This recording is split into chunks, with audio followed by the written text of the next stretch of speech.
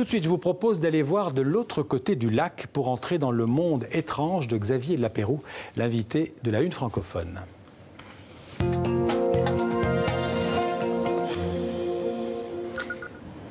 Bonjour Xavier Lapeyroux. Bonjour. Alors si je vous présente comme journaliste, poète et romancier, ça vous va? Oui, journaliste... Non, dans le désordre alors? Oui. Plutôt romancier, Plutôt poète romancier. et journaliste, d'accord. Ouais. Alors vous êtes avec nous pour parler de votre troisième roman, De l'autre côté du lac, c'est aux éditions Anne Carrière, et c'est un livre pour le moins original, une sorte d'ovni littéraire. J'ai envie de dire que l'auteur est probablement un peu fou, mais qu'il ne faut pas se fier aux apparences. Est-ce que vous êtes d'accord? L'auteur, je ne sais pas. Le narrateur, je ne sais pas non plus. En fait, effectivement, ça joue sur l'ambiguïté, sur les frontières qui sont un peu floues entre la vérité et la fiction, entre la réalité et le monde un petit peu quel fantastique. monde, justement, oui, le monde fantastique.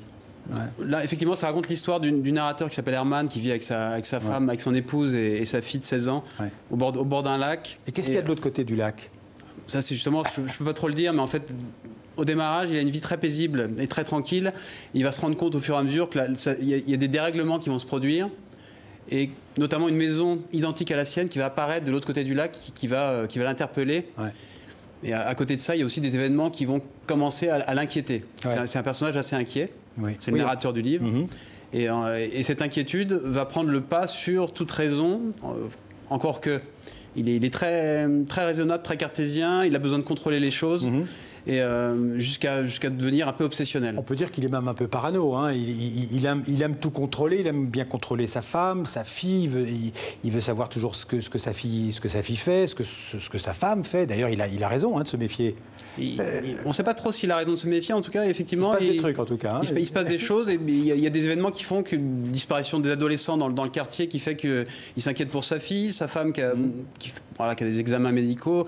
Il commence à s'inquiéter pour la santé et le bien-être de sa famille. Ouais. Et effectivement, du coup, il va essayer de trouver des parades pour consolider son équilibre. En fait. Parce que lui, il travaille au Pavillon, c'est de l'association Mercure. Hein. C'est un pavillon qui accueille en fait des jeunes ados un peu en rupture de famille, on va dire. Tout à fait, voilà. Ouais. Et il se passe plein de trucs dans ce pavillon. On va pas tout dévoiler, mais vous êtes un passionné de cinéma, je pense. Oui, tout à fait, ouais. C'est une évidence. Ouais. Et notamment du film L'invasion des profanateurs de Philippe Kaufman.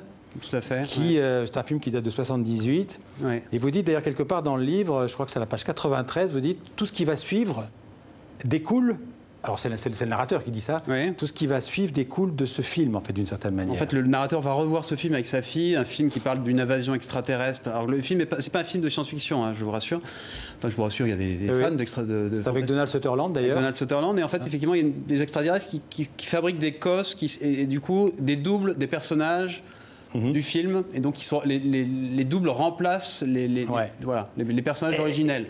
Et du coup, ça va donner l'idée au narrateur, pour sauver sa famille, il va puiser dans ce film, entre autres, il y a d'autres événements, pour trouver une version, une idée un peu fantastique, un peu folle, pour protéger sa famille. En fait. Et l'écrivain aussi, vous avez vu le film avant d'écrire ce livre ? J'ai revu le film, oui. Ça ne m'étonne pas, oui. J'ai vu beaucoup de films, c'est vrai, entre Kubrick, Polanski, David Lynch. Vous en parlez d'ailleurs. Voilà, il y a beaucoup de références comme ça, dont je ne parle pas forcément dans le livre, mais qui imprègnent ce livre. Voilà. Et petit à petit, d'ailleurs, on va croiser dans votre livre des personnages, des doublures, en fait, quasi identiques, en fait. Alors, je ne raconte pas la fin, mais il ne faut pas raconter la fin. Mais enfin, bon, on a déjà donné une idée, c'est assez... Alors, ce n'est pas un roman de science-fiction. Non, du tout. Ouais. Non. On peut dire que c'est un roman un peu schizophrène, quand même. Oui, ça, je pense qu'on peut le dire.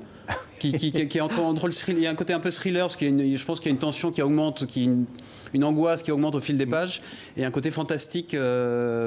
Voilà, mais voilà, une espèce de grain de sable dans la réalité qui fait qu'on va passer sur une dimension.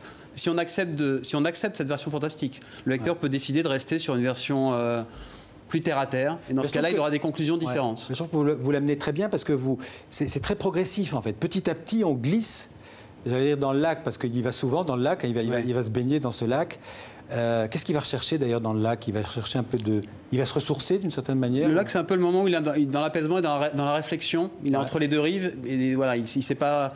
il ne sait pas où il va aller, il essaie de remettre ses idées en place, en ordre, et d'avoir une vision claire et limpide des événements qui sont en train de se produire. En fait. C'est un livre sur la dualité des êtres. On est tous un peu doubles. Tout à fait. Ouais, moi, c'est une obsession. Le double, c'est dans tous mes romans. Il y a cette histoire de double, je ne sais pas d'où ça vient. Ouais. De vie parallèle, de choix qu'on doit faire dans l'existence. C'est vrai que si on fait tel choix, on ne va peut-être pas vivre la vie qu'on aurait si on avait fait un autre choix. Et c'est vrai que c'est une obsession pour moi, comme pour le narrateur. J'avais peur qu'à la fin de l'interview, votre double vienne prendre votre place et que je ne m'en rende pas compte. Mais... il doit arriver, mais je crois qu'il est un peu en retard, le taxi, dans les embouteillages. Donc on peut dire que Herman n'est pas fou, mais que ce sont les événements qui sont fous. On peut voir ça comme ça. Dire ça. Voilà, en tout cas, je renvoie à votre livre qui est vraiment un roman très original et passionnant, De l'autre côté du lac, aux éditions Anne-Carrière. Merci Xavier Leperroux. Merci à vous.